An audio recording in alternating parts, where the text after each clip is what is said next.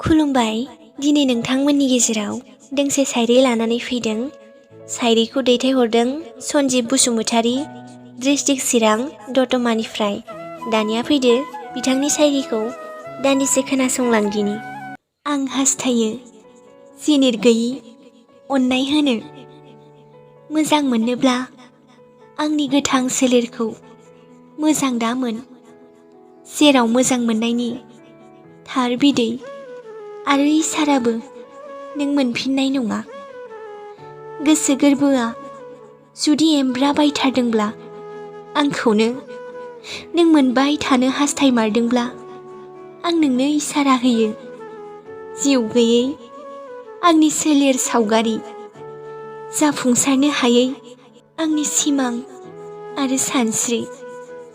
मोजां मोननो सोलों नों बेखौनो, अब्लासो आंनि जिउमायाबो सान्थि मोनगोन आरो अराय नों खुसि जागोन, जेराव आं नोंनि दाय गैयि अनजालु जागोन।